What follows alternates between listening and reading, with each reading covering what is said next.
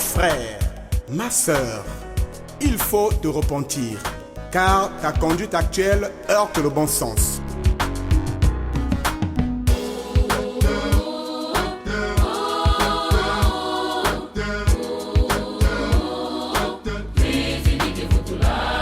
Mon frère, ma sœur, tu commets le péché tous les jours, mais tu déclares n'en avoir aucun. En plus, tu te vantes d'être élu. Mais comment? Dans l'adultère, le vol, la sorcellerie. Détrompe-toi, mon frère. Bonjour à vous tous qui êtes branchés sur la radio-télévision Okimangiste. Et bienvenue dans le bon sens. Lors de notre émission passée, nous avons parlé d'un procès engagé contre le christianisme de manière générale et avec un accent particulier sur le kimangisme.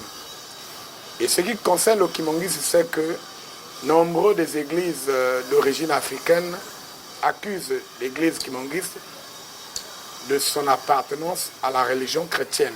D'autres disent que, en fait, les kimangistes ne devaient pas lire la Bible. Ça, c'était une partie du procès. Et l'autre partie, c'est les frères chrétiens qui pensent que le kimangisme ne se retrouve pas dans la Bible. En fait, ils demandent, est-ce que les révélations kimangistes ont-elles un rapport avec la Bible? C'était l'objet de l'émission passée. Nous avons reçu, je rappelle, il y avait Papa Okeli, il y avait Papa Benastev et Papa Biangé, lesquels nous avaient illustré par des passages que le kimangisme se retrouve bel et bien dans la Bible. Et pour preuve, Papa Simon Kimbangu, lors de son discours d'adieu du 10 septembre 1921 à Mbanza-Sanda, avait bel et bien dit, lisez la Bible, c'était une recommandation, c'était une prescription. Et ce qui était important dans ce discours, c'est qu'il avait dit qu'en lisant la Bible, vous allez trouver une distinction entre les principes moraux contenus dans ce livre et le comportement de ceux qui vous l'amènent. Il avait ajouté un fragment important quand il disait qu'il faut que le voleur soit saisi avec l'objet volé. Et nous avons expliqué ça lors de l'émission passée pour dire qu'en fait, quand Kimbangu dit qu'il y aura un voleur et l'objet volé, le voleur c'est le blanc qui a amené ce livre-là, qui n'est pas son produit en fait, et l'objet volé c'est la Bible en tant que parole de Dieu. Nous avons insisté en disant que la Bible en tant que parole révélée ou inspirée de Dieu n'est pas l'apanage de l'Occident. Parce que la parole de Dieu a été mise à la disposition de l'homme depuis des temps immémoriaux, et c'est en Égypte, donc en Afrique. Là-bas, on parlait de Medou Netcher, qui signifie les paroles de Dieu. Ce sont des textes sacrés et que l'on retrouve inscrits sur les papyrus. Que les Occidentaux sont venus prendre, ils ont copié, ils ont fait le plagiat, ils ont modifié jusqu'à toucher certains dogmes. Ce qui fait que lorsque les Occidentaux nous apportent la religion chrétienne sous la forme souillée que j'appelle le christianisme, lorsqu'ils arrivent avec ce livre-là qui a subi plusieurs transformations, alors on donne l'impression que c'est leur produit. Donc c'est pour dire que lorsque les kimangistes lisent la Bible en tant que parole de Dieu, en tout cas c'est le droit parce que la parole de Dieu a commencé en Afrique. Voilà ce que nous avons dit lors de l'émission passée. La promesse a été faite pour que je puisse recevoir Papa Biangé ici présent. Il a écrit un livre, et ce livre qui parle vraiment du kimangisme dans la Bible et surtout de ce qu'il a intitulé ici la feuille de route du Saint-Esprit. Il va aussi nous parler de la prophétie de Mbanza-Sanda, là où on avait dit que le noir sera le blanc sera le noir. Donc c'est à travers ce livre dont je vous fais la présentation. Le livre s'intitule « Le kimangisme à la lumière des Écritures saintes », écrit par Papa David Mankandi Biangé aux éditions Presse Kimangiste. Je voudrais donc vous présenter un petit résumé ici Il parle de l'enseignement de Jésus-Christ au sujet du Saint-Esprit et les épisodes prophétiques de Dieu, dont Jérémie révèle l'œuvre du Père, Ésaïe révèle celle du Fils et Ézéchiel révèle celle du Saint-Esprit. Il parle aussi de la mission et les promesses de Jésus-Christ, les différentes manifestations de l'Esprit avant, pendant et après la Pentecôte. Il y a aussi un point important, c'est lorsqu'il parle des réalités du kimongisme au regard des prophéties d'Ézéchiel. C'est là où nous allons vraiment mettre un accent particulier. Ceci étant, je présente l'équipe technique, Papa Darel Wanzambi, Papa Brel Makoso, Papa Yves Pinga, tous, ils sont derrière les caméras. La réalisation est assurée par Papa Elo Aurélien et la coordination par Papa Richambon Claver. Devant ce micro pour la présentation, Papa Boniface Soko. Une partie de musique avant d'entrer dans le vif de notre sujet.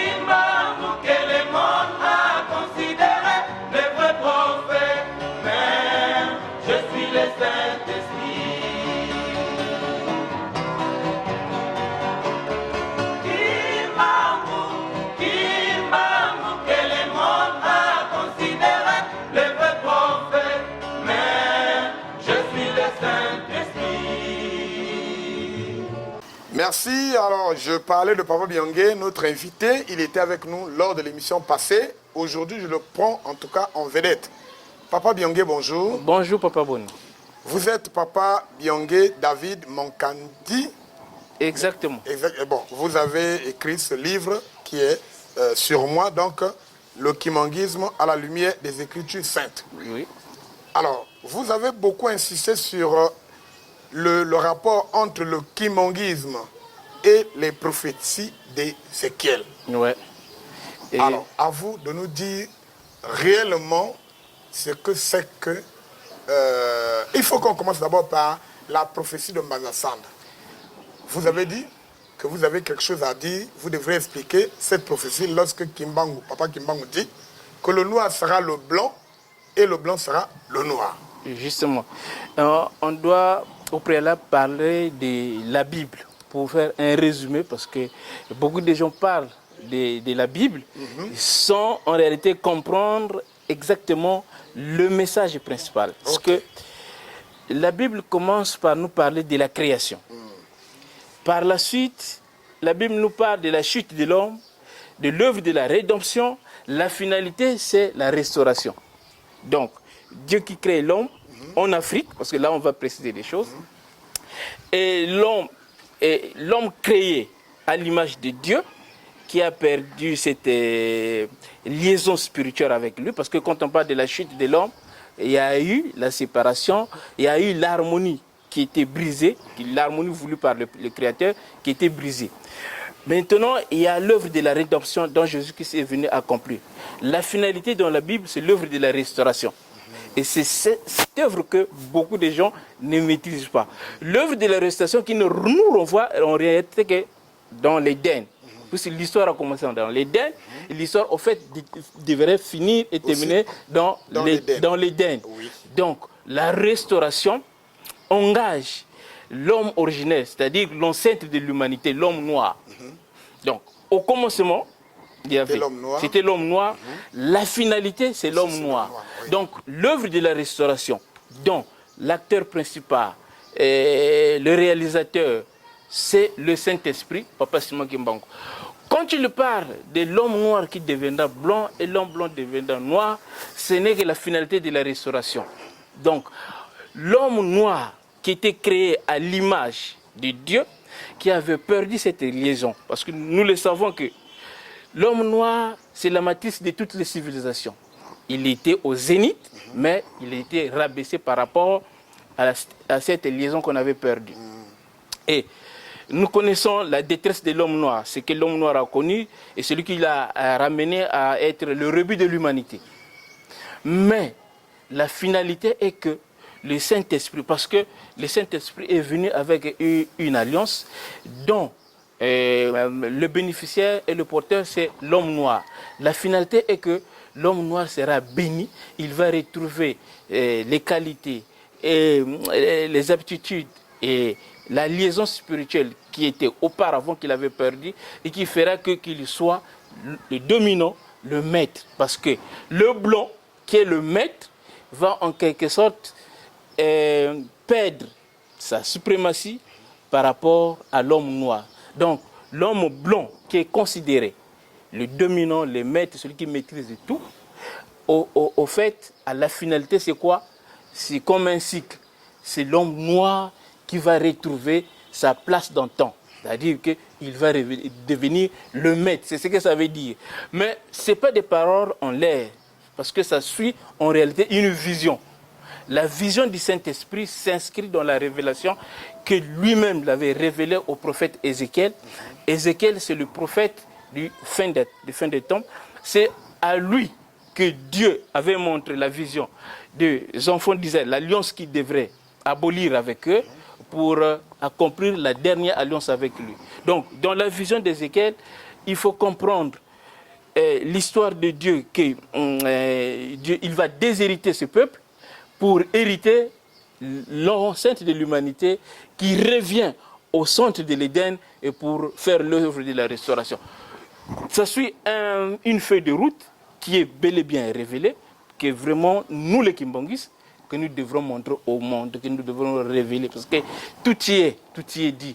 Partons de l'œuvre du Saint-Esprit, de sa demeure, de la cité et les symboles matériels qui doivent y être, et au finalité l'alliance. Allons-y un peu doucement.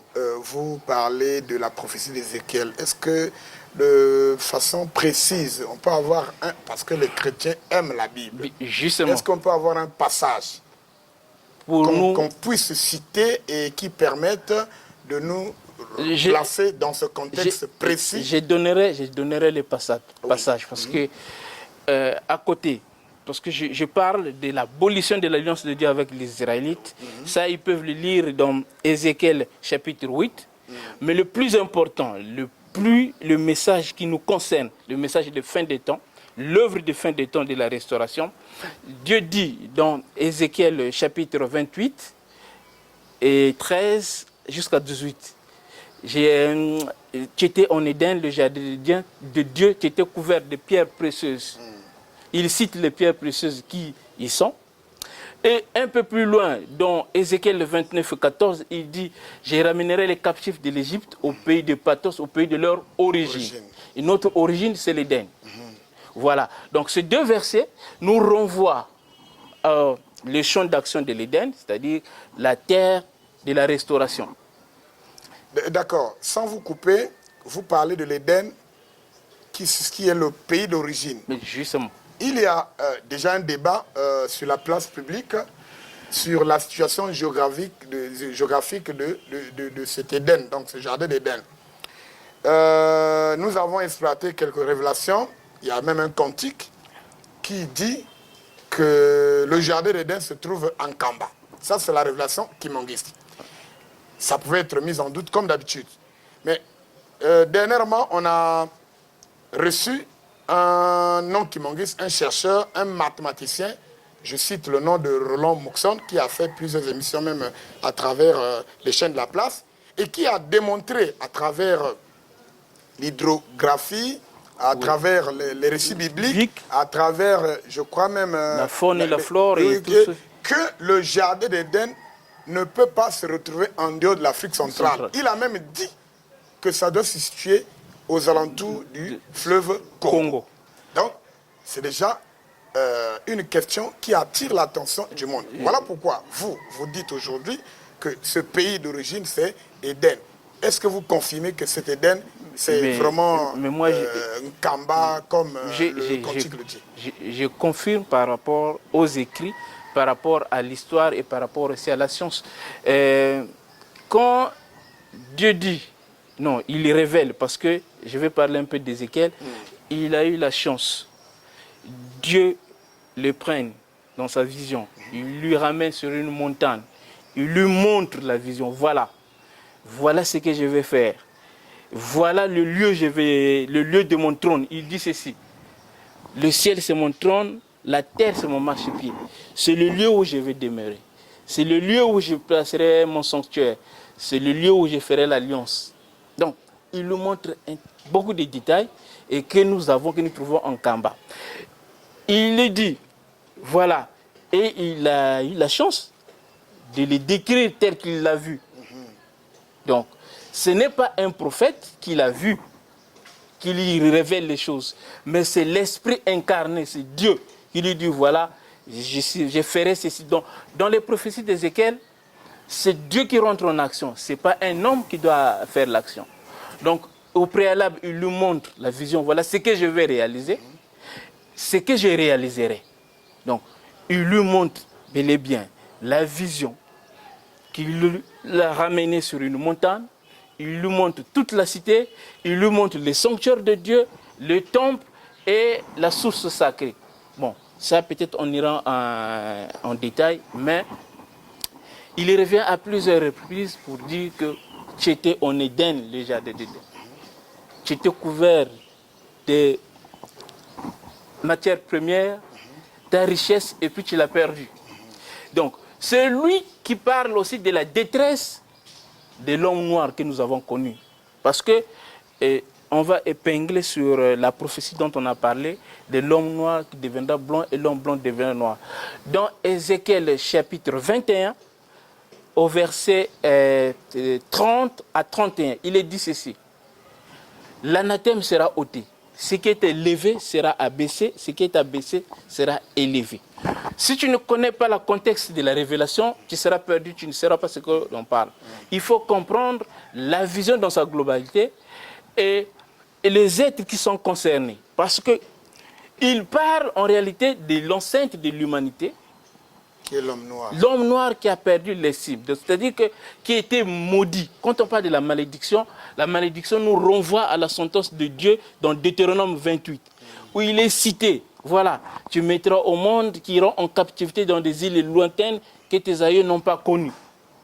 Tes enfants seront l'objet de railleries et de moqueries. L'étranger qui quittera de loin, il viendra au milieu de toi, il sera la tête et toi tu seras la queue. Le fruit de ton sol sera au bénéfice de l'étranger. Donc, tout ça, ça résume l'esclavagisme, la colonisation et tout ce que nous savons de l'homme noir. Mais nos parents des églises sœurs chrétiennes nous ramènent à l'Israël. Ils pensent que ces prophéties-là concernent les enfants d'Israël. Non. Quand vous lisez Deutéronome 28, du 32e verset jusqu'au 66e, vous rendrez compte, on parle des Égyptiens, c'est-à-dire le noir. Et nous savons que l'Égypte antique était noire. Donc c'est bel et bien l'histoire des Africains qu'on raconte. C'est la détresse. Parce que le fait, la conséquence de la perte de la liaison avec le Créateur, c'est ce qui nous a ramené à être les rebuts de l'humanité. Maintenant, au temps de la restauration, c'est ce que Ézéchiel lui avait montré. L'anathème sera ôté. L'anathème, c'est la malédiction. La malédiction, c'est la détresse qu'on a citée, qu'on connaît, de l'homme noir.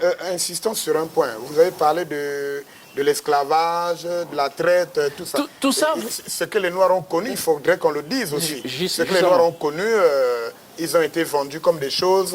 Ouais. Et puis, bon, c'est une souffrance qui a duré beaucoup d'années. Et partout, les Noirs se retrouvent, ils sont toujours malheureux. Donc, c'est cette détresse que... Cette détresse, il y a un autre point.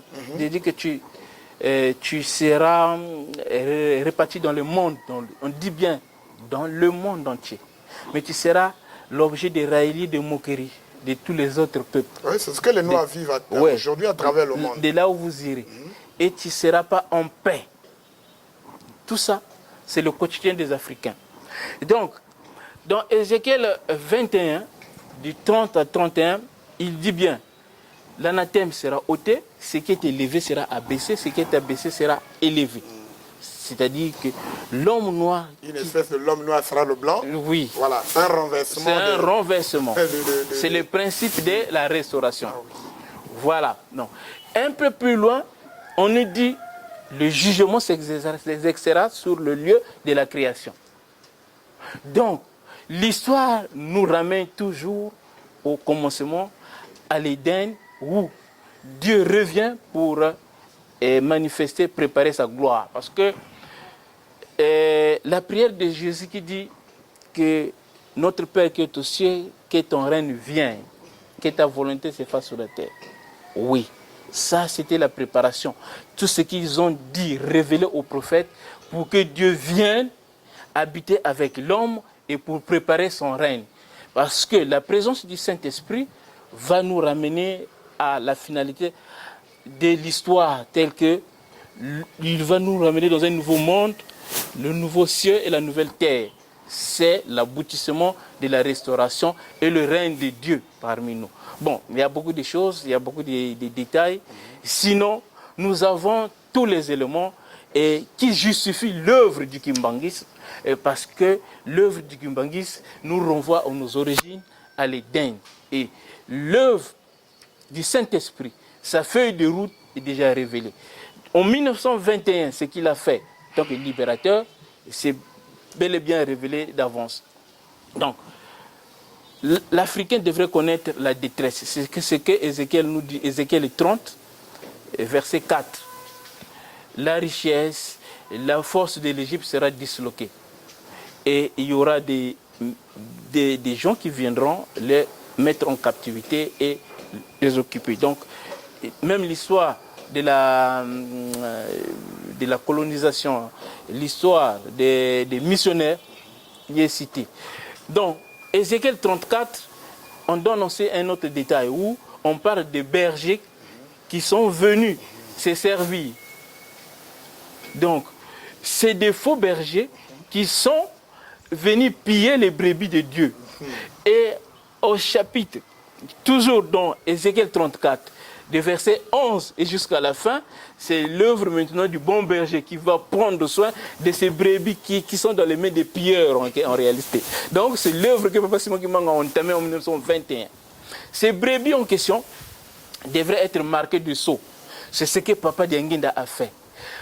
Ces brebis en question devraient être enseignées pour les ramener à la sanctification et justement à la demande de pardon.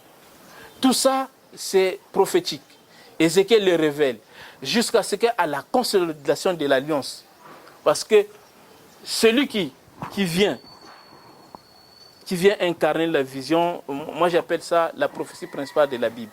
C'est-à-dire que Dieu a plusieurs manières de parler, mais rarement il a insisté sur le lieu de sa demeure, le lieu où il repose ses pieds. Dans Ézéchiel 43, verset 7, il est dit ceci.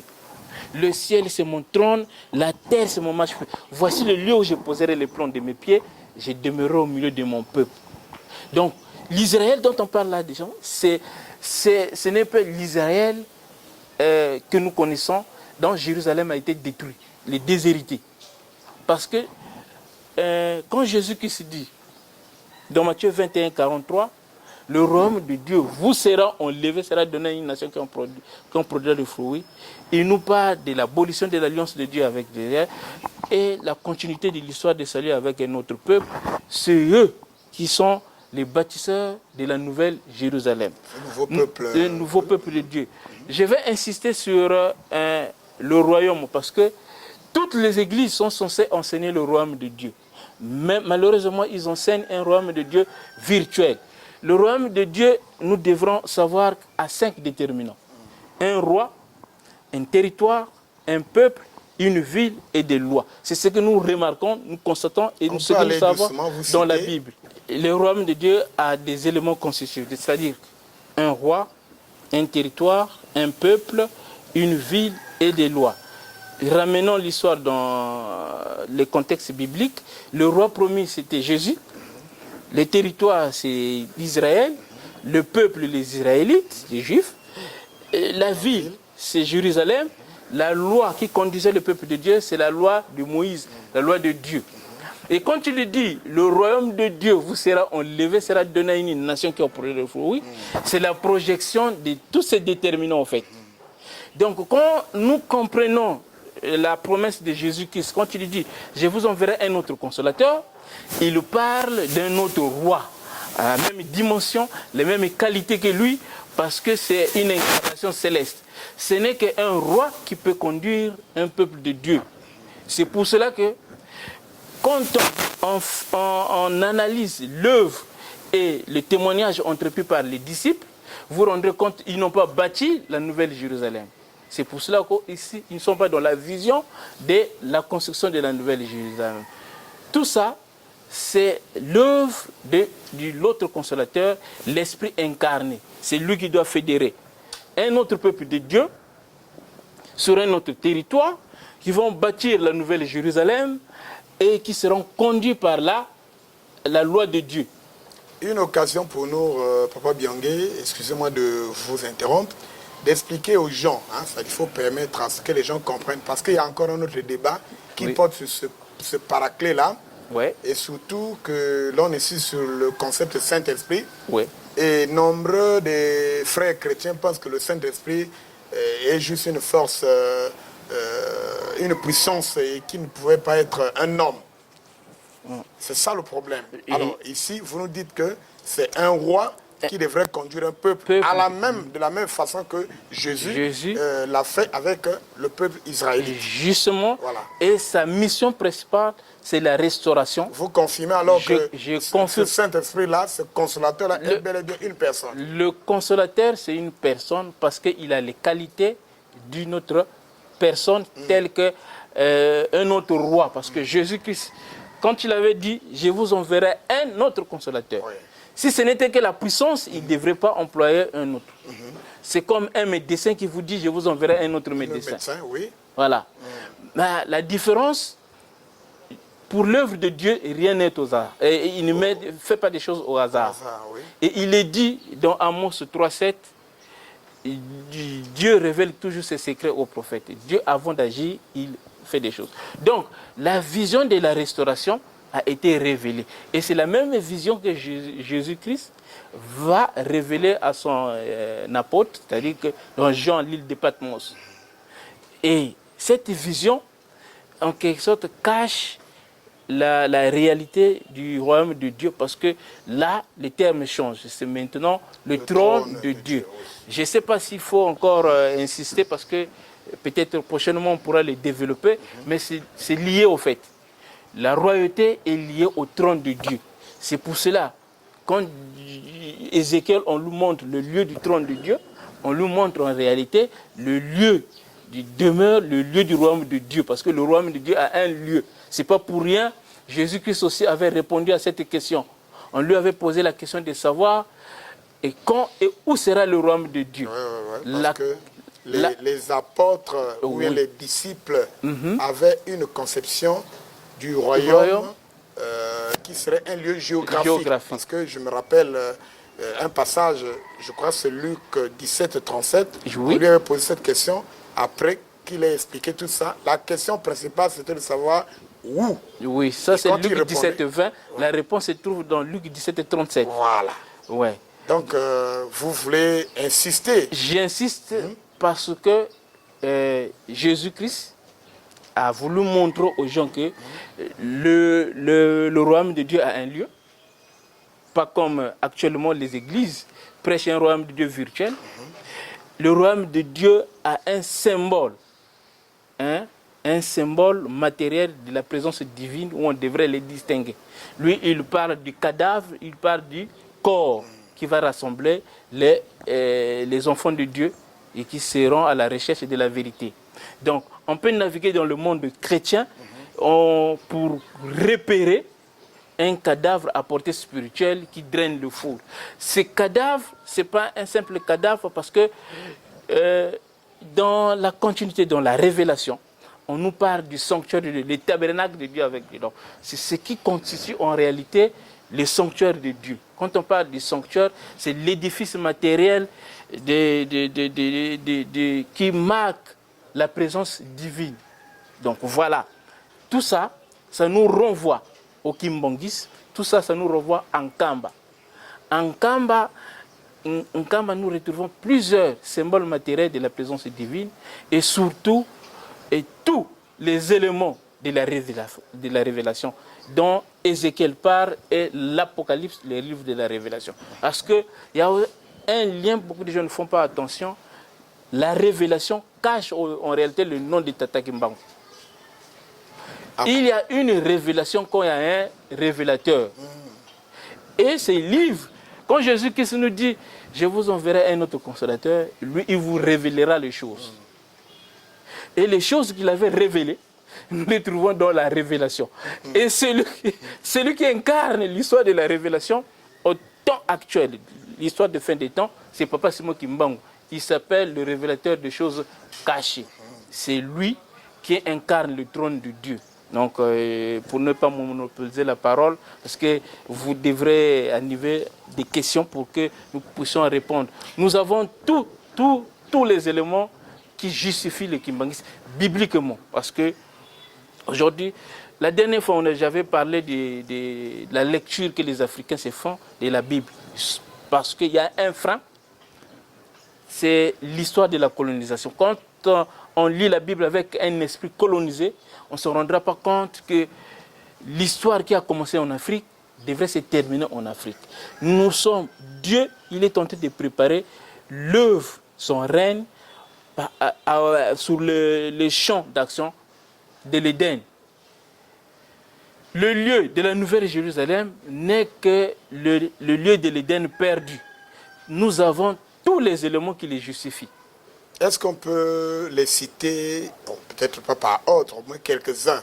Parce que la question principale, lorsque nous disons que le premier homme a été créé en Afrique, oui, le terme utilisé, c'est même une création, une récente création. On parle de l'Égypte. En fait, l'Égypte, c'est aussi un mot qui est créé bien après. Mais l'histoire commence où précisément? Les gens parlent de l'Afrique centrale. Mais l'histoire... Est-ce que dans la Bible, par la description archéologique, par la scientifique, biblique, est-ce qu'on peut retrouver une Kamba qui est en Afrique centrale dans la situation de l'Éden? Premièrement, oui, quand je parle des deux versets bibliques qui nous renvoient au pays de l'Éden, oui, c'est-à-dire Ézéchiel 28, qui cite les minéraux. Les minéraux, oui, oui. Ézéchiel 29, qui nous renvoie, qui dit bien que je ramènerai les captifs de l'Égypte au pays de Patros, au pays de leur origine. Ça a un lien, au fait.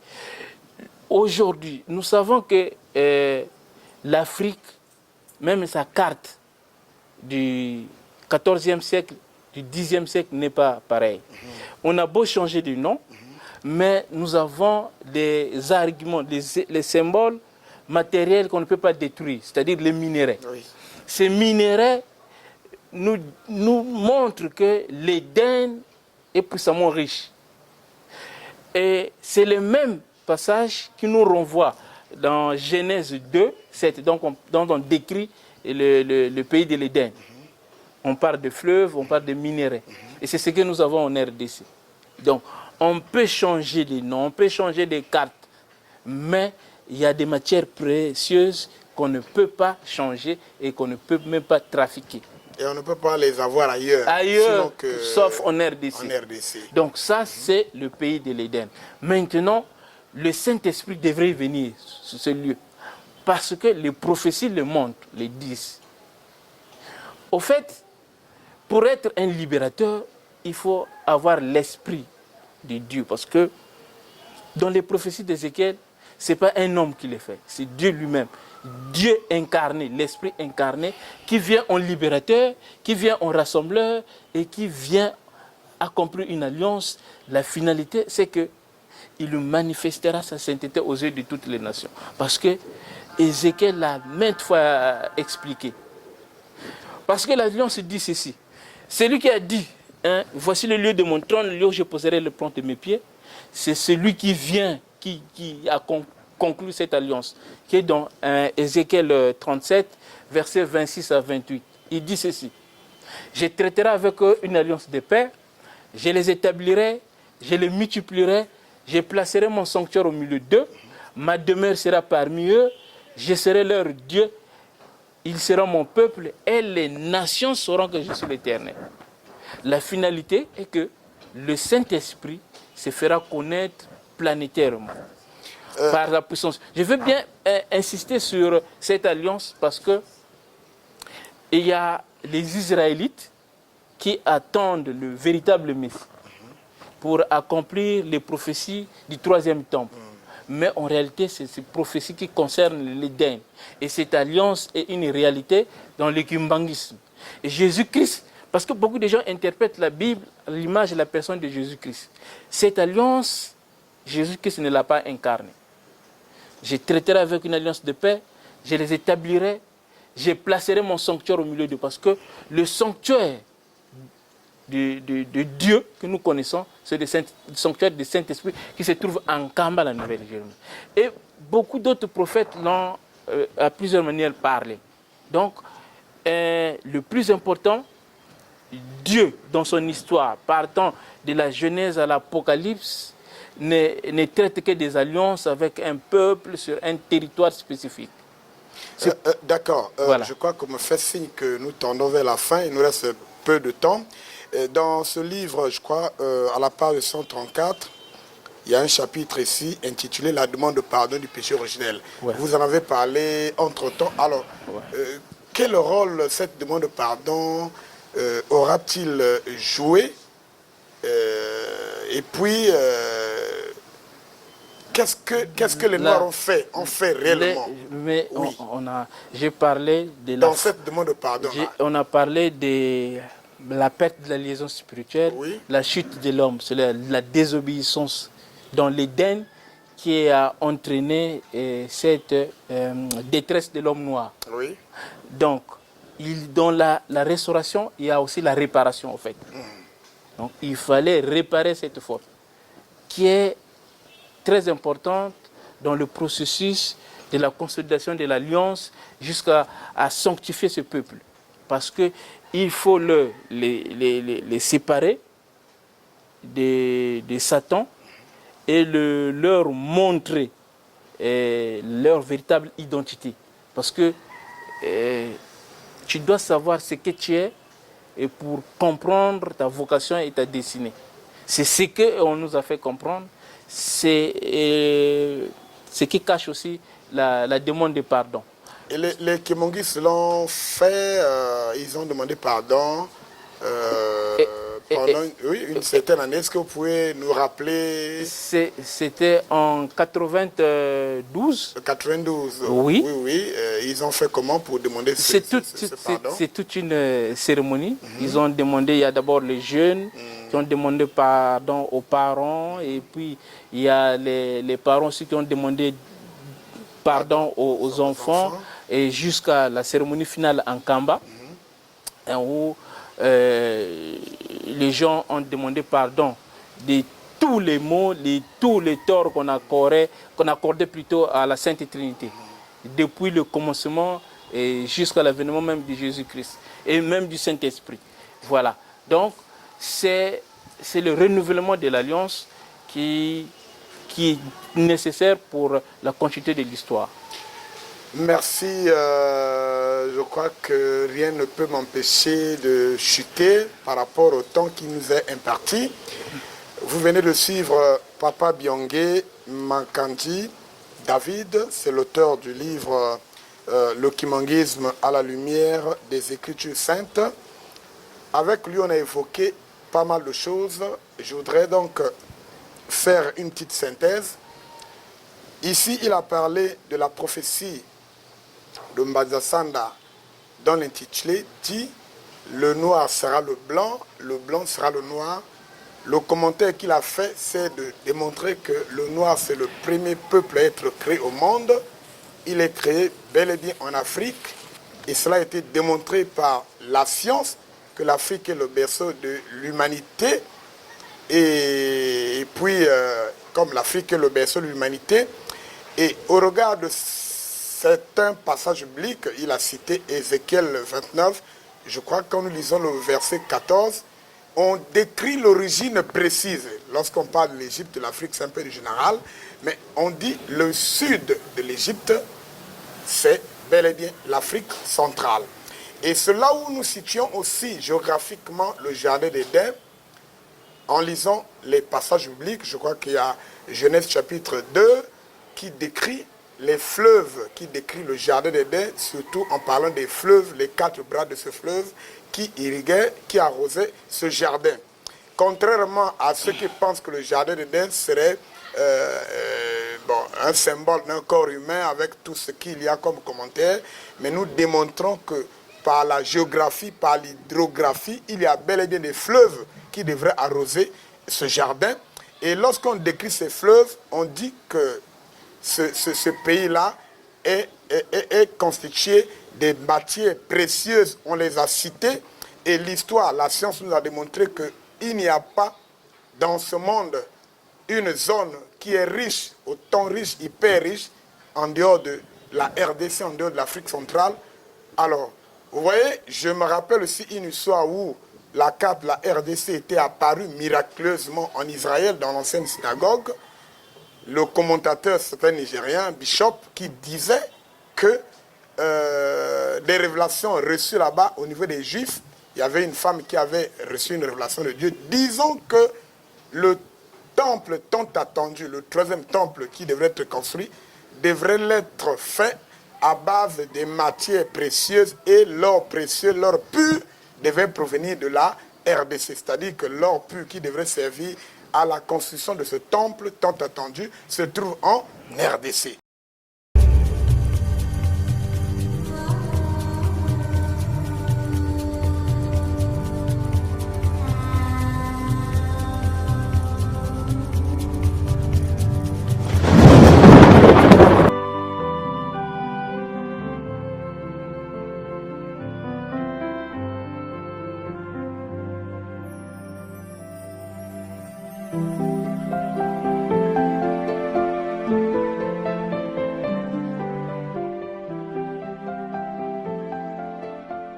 Maintenant, j'aimerais demander et poser une question. Pourquoi cela est arrivé que la carte des États-Unis n'est pas dessinée sur ce lieu à Capernaum dans une synagogue, là où la Torah est ouverte?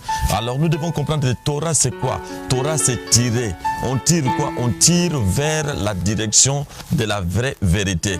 Donc Dieu avait amené le peuple israélite avec la Torah, il leur a montré la Torah, donc les chemins, les ordonnances divines pour être bien alignés afin que l'ennemi ne puisse pas les dérouter. Alors c'est alors que Dieu avait donné la Torah à Moïse. Donc nous voyons la Torah écrite et la Torah orale. Alors si c'est des Torahs, nous voyons que si la Torah écrite et la Torah orale, voilà ce qui se dessine aujourd'hui. Aujourd'hui, c'est là où on lisait les Écritures. On ouvrait des rouleaux. À l'époque, il n'y avait pas encore de livres, mais il y avait des rouleaux. C'est ici qu'on ouvrait des rouleaux pour rappeler au peuple de Dieu qu'il devait garder les ordonnances de Dieu. Bien aimé, c'est vraiment, je ne comprends pas comment cela s'est fait. Comment cela a fait que cette carte de la RDC est dessinée ici. Un pays de la cuvette centrale, Congo RDC, qui s'est dessiné ici en terre promise et dans la province du Nord. Pourquoi cela s'est localisé au centre même? Et Jésus est au centre de cette synagogue qui venait de temps en temps.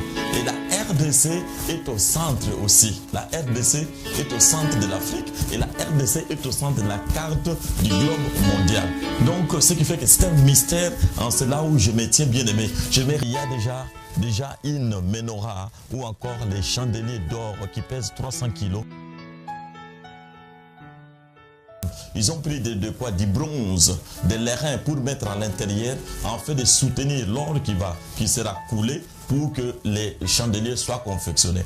Or, les chandeliers d'or qui étaient dans les temples de Salomon ou encore les temples de Rhodes n'avaient pas été mélangés, c'était d'or pur. Mais voilà qu'ils ont tout fait, mais ça coulait, ça tombait. Cela veut dire que le temps de Dieu n'était pas encore arrivé. Mais voilà que le temps est arrivé. Alors, lorsque nous étions dans les musées des temples à Jérusalem, voilà ce qu'une dame prophétesse juive nous a dit. On a cherché partout, on a vu que l'or pur, d'après nos recherches, qui est disponible pour construire le troisième temple, cet or proviendra de la RDC Congo. Voilà donc autant d'indices géographiques. Dans la Bible, nous lisons aussi les prophéties de Sophonie 3, 9 à 12. Nous lisons aussi Ésaïe chapitre 18 qui décrit ce pays entouré de fleuves. Et surtout Ésaïe 19 ouais. Au verset 19 qui parle du sanctuaire dont le sanctuaire qu'a évoqué Papa Byongé. Voilà autant d'indices qui témoignent de la présence du royaume de Dieu en Afrique centrale et précisément en RDC. Quand nous disons précisément, allons jusqu'à parler de Nkamba. Et Nkamba, on nous dit, c'est la nouvelle Jérusalem selon la révélation. La nouvelle Jérusalem qui était vue en vision par Jean, que nous lisons dans le livre d'Apocalypse, qui est la révélation. Et vous allez voir un rapport entre le livre d'Apocalypse et le livre, la vision d'Ézéchiel. Ézéchiel 28, 12, 13 jusqu'à 19 nous décrit les matières précieuses et nous lisons la même chose en Apocalypse 21 à partir du 19e verset. Voilà, mesdames et messieurs, qui prouve que les révélations kimonguistes se retrouvent bel et bien en rapport avec la Bible.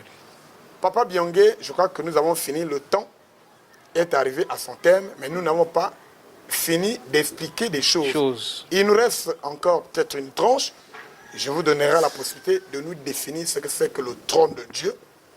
Vous allez expliquer réellement c'est quoi le trône de Dieu qui est évoqué dans le livre d'Apocalypse. Ça sera donc la prochaine tranche.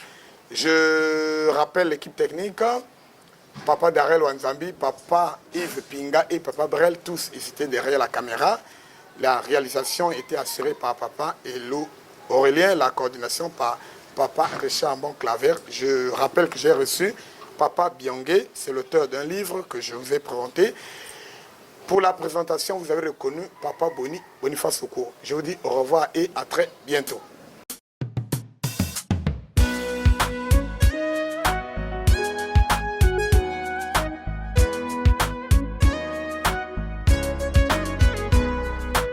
Mon frère, ma sœur, il faut te repentir, car ta conduite actuelle heurte le bon sens.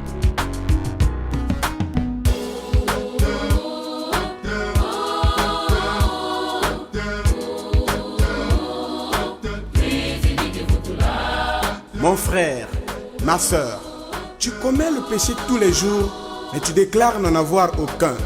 En plus, tu te vantes d'être élu. Mais comment? Dans l'adultère.